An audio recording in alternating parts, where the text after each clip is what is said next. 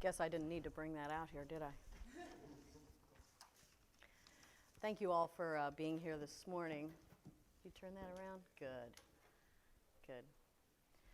You know, we said 3 or 4 weeks ago that we would do this media availability periodically, and one of the things that I know that you're all and we are all very interested in is what we're doing currently with regard to folks who are experiencing homelessness. And so the chart here is to say that if you see someone who's experiencing homelessness, or if you're experiencing homelessness yourself, call 211.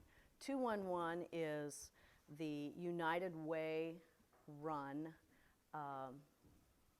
call center, I'll say, in order to refer people to shelter or to the services that they need. It's been working very, very effectively in order to provide housing for folks. I thought you might want to know that on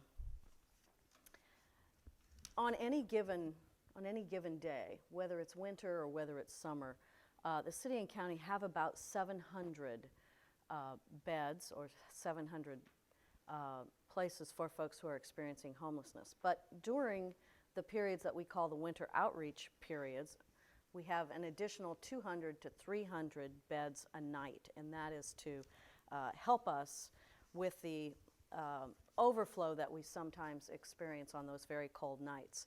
Winter outreach, I want to point out, is a system of volunteers and volunteer shelters who open on the coldest of nights or the hottest of days, but now we're talking about the coldest of nights. So when those open is when, if there's no precipitation, snow primarily, and it's 20 degrees, then those emergency shelters are open. If there is snow or precipitation, they open when it's 25 degrees. And that is a cutoff that has been established by Winter Outreach, which is our system of volunteers and volunteer locations. We frankly could not do this without them. One of the things that I really want to say this morning is how much we appreciate the work of Winter Outreach and these volunteers who help us coordinate on the coldest of nights.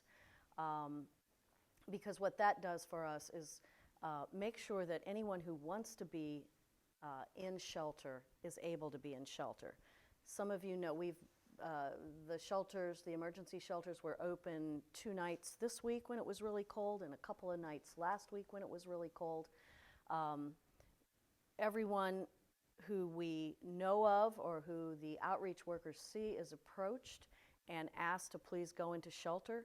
Unfortunately, there are people who decline to go into shelter, and those are the people that we are working the most with to try to persuade them, frankly, to go into shelter.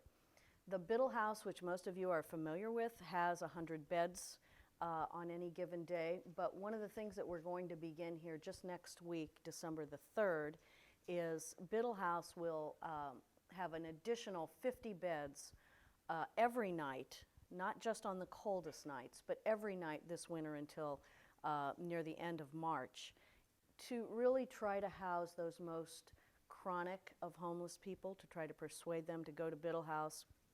And also, though, and even more importantly, perhaps, is to have the case management services that can be provided and will be provided at Biddle House between our own operator and the other providers that we have, because the goal here is really to get folks into permanent housing. It's not just to provide emergency shelter.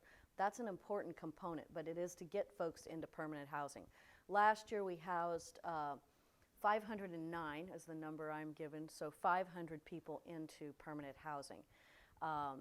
That is the ultimate solution because, of course, no one can get their life together from the sidewalk, and very hard to get it together from an emergency shelter bed. So it's our approach to try to get them into housing. I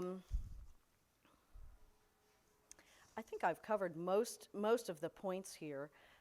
One of the things I would say is that if you see someone, we all have big hearts, and if you see someone who you believe needs shelter, call 211 and let the outreach workers approach that person in order to try to persuade them to go into shelter. We all want to figure out what to do to try to make that situation better. That you can also refer them to the St. Patrick's Center, which is at 800 North Tucker, just right up the street here. They have a welcome center there. But 211 is the important thing to take away from this message. If you know of someone who needs utility assistance, refer them to Heat Up St. Louis. We are continually helping people get utility assistance through Heat Up. I'll tell a little story just about 3 weeks ago. The Citizen Service Bureau got a call from a woman who had just gotten a 10-day eviction notice on her apartment. She had recently had surgery, so she was not in good physical health, and she had, I think it was three or four little children. So CSB sent the call over here to our office. One of the people in our office helped connect that person with our Human Services office and with our health department. And she had gotten this 10-day eviction notice, but what we did was we worked with the owner of that property and worked with the woman so that she did not have to leave her apartment within 10 days. She really wasn't physically able to move herself and her kids at that point in time. So we worked with her in order to prevent them from putting her out within 10 days, but more importantly, for her to get into another apartment. She'll be moving this weekend around the 1st of December. She'll be moving. She's got some friends to help her move. We helped her get a deposit, first month's rent on this apartment in order to get her into permanent housing. I mean, that is the kind of thing that actually happens every day when we assist people, because it's not just about housing people who are experiencing homelessness, but it's also, and very, very importantly, about preventing people from becoming homeless. And that's why Heat Up St. Louis is so important. That's why if someone is in a very bad situation or an eviction situation, we want to work with them before they become homeless so that it's better for them and, of course, better for all of our providers as well. So that is that's the main thing that I wanted to tell you this morning, and I really wanted to put out there 211. 211 is not new. 211 has been around for several years, but I think I talk with people every day who want to know about homeless individuals and how to help. And so I think even though it's not new, it's not well known enough. So I hope that you'll help us by putting out call 211 if you see someone who is experiencing homelessness or who needs assistance. So. We have about 10 minutes for questions.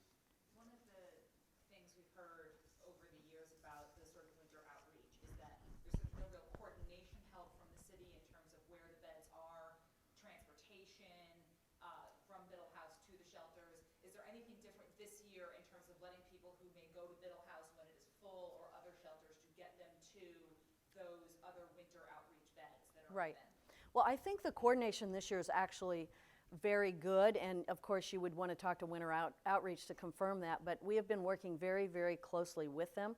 Winter Outreach provides the transportation from where the individual is or from the St. Patrick's Center Welcome Center in order to get them into the emergency shelter. So Irene Augustin is coordinating with them continually in order to make that work better. It is, as you all know, it is not an easy situation because you don't know exactly where the individual is going to be, but we do transport them. When I say we here, it is not the city who transports them. We is the team that we have with Winter Outreach. So Winter Outreach transports them to the available beds. I know it's hard to get a census since so many homeless are transient, but do you have any numbers either for the city or city and county? Yeah, every year there's a point in time count done, and this is all over the country. Last January there was a point in time count done in the city and county on the same night, and the number was 1,399. That's a report that's actually up on our website. Would that be January of 18? Correct, January of 18. Okay. Yeah, this past January. There'll be another point in time count coming up this January. So let's say 1,400 people, but those people are not all unhoused. Those people are the folks that are in emergency shelters and folks that are on the street. And if I remember the number correctly, there were 165 people or 164 people last year at that point in time count that were actually not in emergency shelter and therefore on the street. Okay, so the 1,400 is combined. The folks in emergency shelter and the folks that are on the street. How has the closing of the New Life Evangelistic Center affected the homeless, especially this time of year? Are you seeing more on the street, or how's that playing out? Well, I think the situation is this. When New Life closed, they were housing, I think, about 230 or 250 folks there. They did have a permit, as you probably remember, for 32 people. And that was about the same time that the city opened Biddle House, which was 100 beds, and now this winter 150 beds. Plus, I should add another 25 overflow beds for really extreme weather. But so what we've seen here is that the whole community, the continuum of care community, has stepped up to fill that void that existed when New Life closed. New Life was not up to the standards that we would want, and so it's up to us to bring the capacity back, and I believe that we've significantly addressed that capacity. So if you put in 150, what's on like the winter outreach nights, another 25 at Biddle, is that actually fewer beds than they had last year? Didn't they have 200 last year for overflow nights? I believe it was 175, give or take. So We're still at that same, but the difference this year is that last year, Biddle House only, all of the shelters went to their overflow capacity, they call it, when the temperature was 20 degrees, or 25 if it was snowing. And so the difference this year is that from December 3rd until March, towards the end of March, Biddle House will have every night 150 versus 100, and then do you get a sense that that's going to be enough? we think it is enough to house, because it's not just Biddle House. On any given night, there are 200 to 300 what we call overflow beds. So 700 beds normally, and 200 to 300 beds additional on the very cold nights. So yes, we think that is sufficient. So you're confident nobody is going to die on the streets of St. Louis because it's so cold? We are working every single day and every hour of every day to make sure that that does not happen. One of the things that we cannot do is force people into shelter. And it is a very real issue that there are folks who don't want to go into shelter for all kinds of reasons. But we work every single day to make sure that that does not happen. That is our goal 100%. And then our overarching goal, in not just to meet this emergency need, but to get people into permanent housing. And that is all part of the continuum of care. And as I said, we housed 509 people last year. We want to house more of those people this year. It is a matter of trying to match the individual who's experiencing homeless with the available apartments, primarily apartments. And so that is a matching process that goes on every Wednesday. And that started a year, maybe more ago, maybe 2 years ago by now. But I think that all of the providers, and there are a lot of providers in this continuum of care. The city, the only direct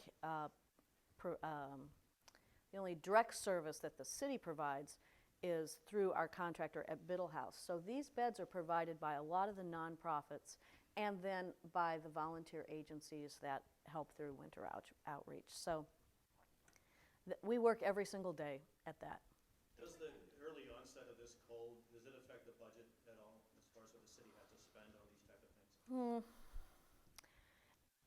Not in a real direct way, but it's certainly the folks that are providing additional shelter and the winter outreach people, it is an extra stress, would be the way I would say that, on those providers and on winter outreach.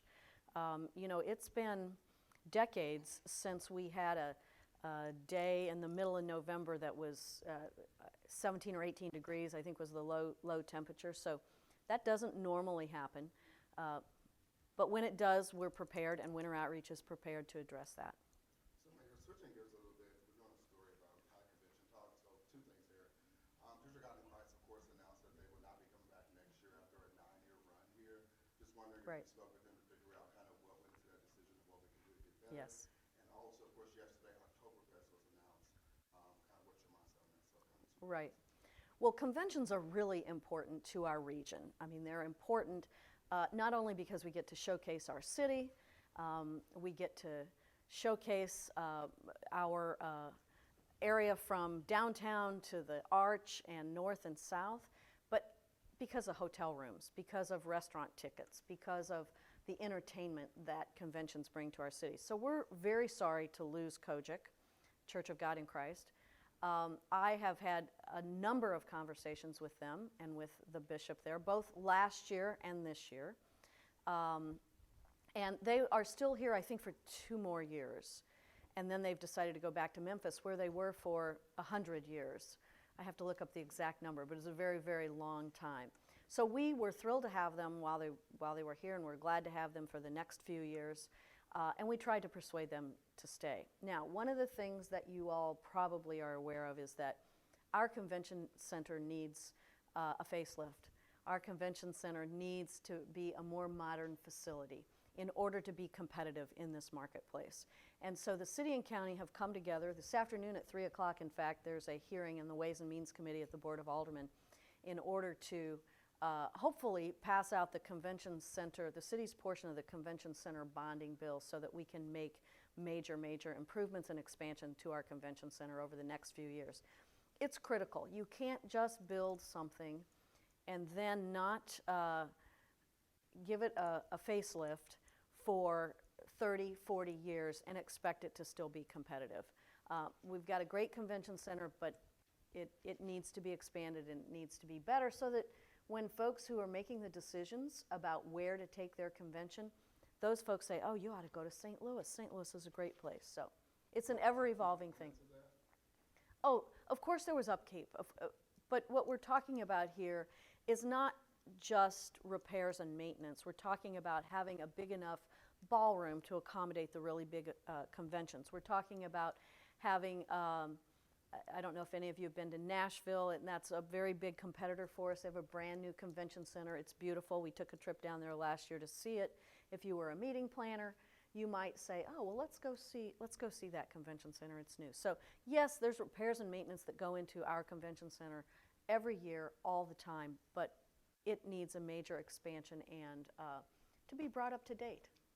Was that a factor in the Kojik's or whatever decision to go back to Memphis? I'm not aware that that was a factor, but we know that if you're trying to sell your house, what do?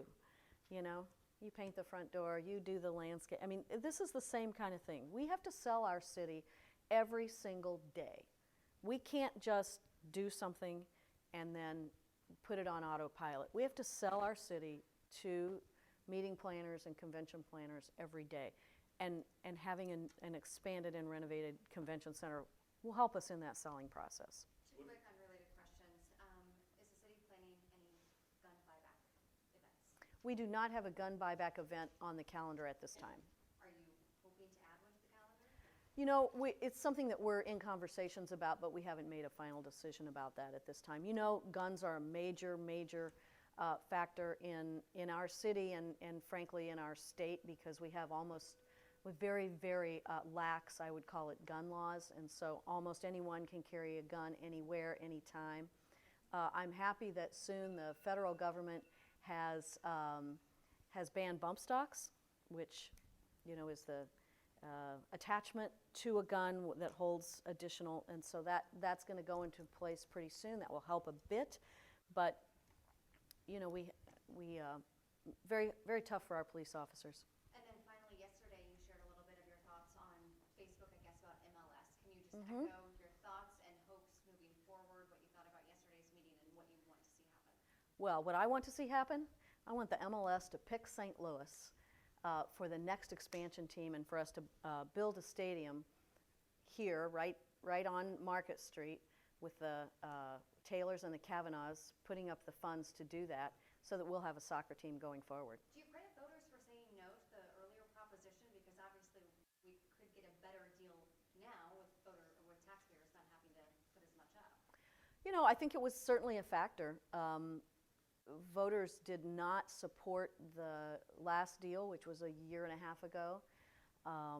And I think a lot of people, including myself and a lot of our residents, were really disappointed that we lost that, and so came back to the table to get a better deal. Frankly, thank you to the Taylor-Kavanaugh families for doing that. This is a $400 million private investment into our city. No existing tax revenues going into this project. And in addition to that, we'll actually get about $1.5 million a year between us and the school district in new revenues when the stadium is built. And that's a pretty conservative estimate based on number of games and number of events that will be held there. So. What else do you think sort of helped move the needle from a conversation about the Rams Stadium in 2016, where it was possible the city didn't even break even on the upgrades to there, to now where you have, like you said, no existing tax revenue going into it? What else has moved that needle? The biggest thing that moved that needle is having a philanthropist willing to spend $400 million to build the stadium. That's the biggest thing that moved that needle. Do you feel those who were questioning this proposal got all their questions answered yesterday? You know, asking questions is part of all elected officials, a part of our job to ask those questions. I think they had the opportunity to get all of their questions answered, but if they didn't, certainly I know the ownership group and certainly our administration is willing to continue to answer questions. What about the airport privatization? Where does that stand right now, and what's your mindset on it? Well, you might know that yesterday at the Board of Estimate and Apportionment meeting, we had an update on the status of the airport privatization. It's only been going since August, so what is that, 4 months? And we expect, we're hopeful that there would be a request for qualifications, an RFQ that might go out in the first quarter so that we could qualify potential partners here. I think we frankly don't know enough yet after this first 4 months to make any decision on the airport. I think we're going to have to wait and see what sort of proposals we get as to whether or not any of them are good enough for us to entertain. Two more guys. And two 14-year-old young men were shot, of course, this week in St. Louis. What is your thoughts on just the response to that as far as crime? And also crime in the city, of course. We're down on homicides, and I believe over the last 3 weeks or so, we haven't had a homicide.